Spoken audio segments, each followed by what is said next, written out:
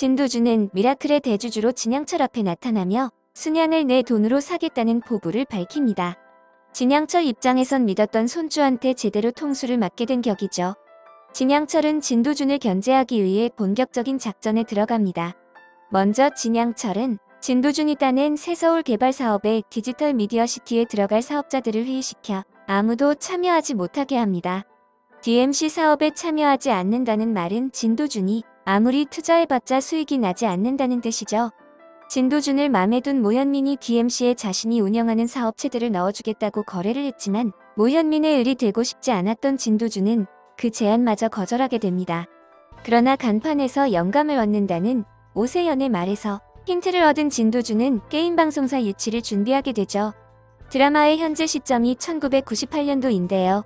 실제 그때부터 스타크래프트 열풍이 불며 전국의 PC방이 우후죽순 생겨나게 되었습니다. 그 여파로 애니메이션 채널인 투니버스에서 게임 중계를 시작했고 온게임넷, MBC 게임 등 수많은 게임 채널이 생겨나게 되었죠. 아마 진도준은 순양의 힘이 닿지 않는 이런 중소업체들과 결탁하며 DMC의 기업 유치를 성공적으로 이뤄낼 것으로 보여집니다. 또한 진양철은 진도준 견제용으로 순양의 일부 계열사를 진윤기에게 넘겨주게 됩니다. 진양철이 넘겨준 계열사는 순양의료원과 순양인재개발원인데요. 진양철은 이 정도 먹고 떨어져라 이런 의미로 준 것이지만 진도준은 이를 잘 활용하여 자신의 힘을 키울 것으로 보입니다. 의료원은 수많은 VIP들을 접할 수 있는 인맥의 기회가 되고 인재개발원은 그룹의 숨은 인재를 찾는 기회가 되죠. 가장 별볼일 없는 것을 기회로 활용하는 진도준의 멋진 복수가 기대되는 부분입니다. 진도준에게 차인 모현민이 결국 진성준과 결혼식을 올리는 모습입니다. 장자 승계의 원칙을 가지고 있는 진양철은 장손자인 진성준에게 순양을 물려줄 생각을 가지고 있는데요. 진양철이 작성한 주식증여 계약서 내용을 보면 진성준에게 순양물산 주식 약 3.72%를 준다고 쓰여 있죠. 그런데 머리에 동정맥 기형이 생긴 진양철은 주식증여를 발표하러 가는 길에 쓰러졌고 뒤이어 진성준이 무슨 수를 쓴 거야 너하며 화를 내고 있는 모습이죠. 즉, 이 주식증여 계약서는 진성준이 아닌 진도준의 이름으로 바뀐 듯합니다. 그리고 그 뒤에는 진양철의 비서실장 이양재가 있을 것으로 보이는데요. 이양재는 진양철에게 회장님을 정말 닮은 사람이 누구인지를 물었었죠.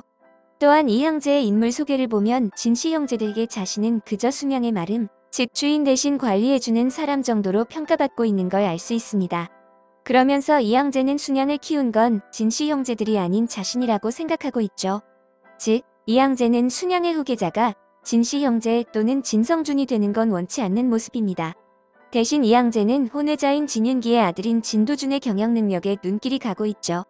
그러기에 이양재가 진도준과 손을 잡을 가능성은 매우 높은 상황입니다. 일단은 두 가지 상황이 가능해 보이는데요. 하나는 갑자기 진양철이 쓰러진 틈을 타서 이양재가 주식증여 계약서를 바꿔치기 했던지, 아니면 이양재가 진양철을 설득해서 진성준에게 줄 증여를 진도준에게 대신하게 되었을 수도 있어 보이네요. 진도준은 자신의 돈으로 순양을 사겠다는 생각은 버렸다고 말하는데요. 진양철이 건재한 지금은 당장 순양을 자신의 것으로 만들기 어렵다는 걸 인정한 것이죠. 즉 진도준은 진양철과 전면전을 펼치는 대신 할아버지와 협력체계를 구축하며 자연스럽게 진양철에게 상속을 받게 된다는 걸 보여주는 장면 같네요. 오늘 준비한 영상은 여기까지고요. 재미있게 시청하셨다면 구독, 좋아요 부탁드립니다. 감사합니다.